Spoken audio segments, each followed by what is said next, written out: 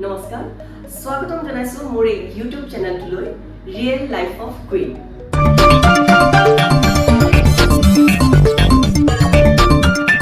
আজি মই এটা নতুন টপিক লৈ আপোনালোকৰ ওচৰত আহিছো সেই নতুন টপিকটো আহকচোন চাওঁ আজিৰ এই টপিকটো হৈছে আহাৰ খোৱাৰ পিছত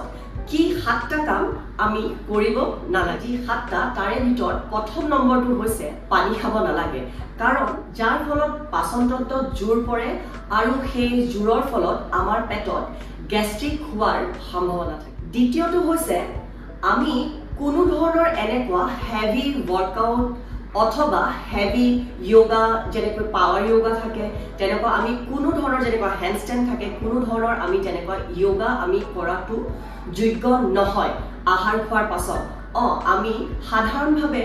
এটা খোজ কাঢ়িব পাৰো আৰু আমি বজ্ৰাসনত বহিব পাৰো আহাৰ খোৱাৰ পাছত আমি কেতিয়াও বিছনাত শুব নালাগে কাৰণ বিছনাত শুৱাৰ লগে লগে আমাৰ গোটেই শৰীৰটো এটা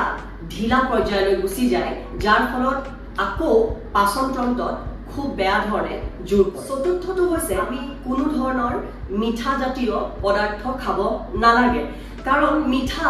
শৰীৰত যোৱাৰ পাছত এনো এটা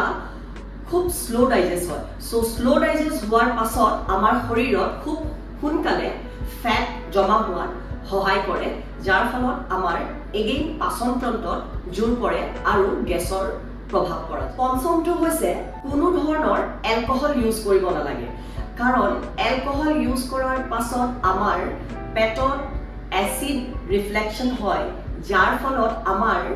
হাৰ্টবাৰ্ন হ'ব পাৰে অৰ্থাৎ পেটত বহু ধৰণৰ জ্বলনপূৰণ হ'ব ষষ্ঠ নম্বৰটো হৈছে কোনো ধৰণৰ স্মোকিং কৰিলে আমাৰ শৰীৰত এটা সাংঘাতিক ধৰণৰ বেয়া প্ৰভাৱ পৰিব পাৰে যাৰ ফলত আমাৰ কেঞ্চাৰ হোৱাৰ খুব সম্ভাৱনা বেছি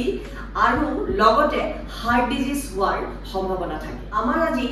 শেষৰ পইণ্টটো হৈছে চাহ বা কফি আমি সেৱন কৰিব নালাগে কাৰণ চাহ আৰু কফিত অধিক মাত্ৰাত কেফেইন পোৱা যায় অধিক মাত্ৰাত কেফেইন আমাৰ যেতিয়া শৰীৰত যায় তেতিয়া এসিডিটি হোৱাত আমাৰ শৰীৰত সম্ভাৱনা থাকে তেতিয়াহ'লে আমি চাহ খোৱাৰ বা কফি খোৱাৰ কোনো জৰুৰী নহয় আশা কৰোঁ আপোনালোকে এই 7টা কাম নকৰে আহাৰ খোৱাৰ পাছত আৰু কেনেকুৱা পালে এই সকলোখিনি মোক কমেন্টৰ জৰিয়তে জনাব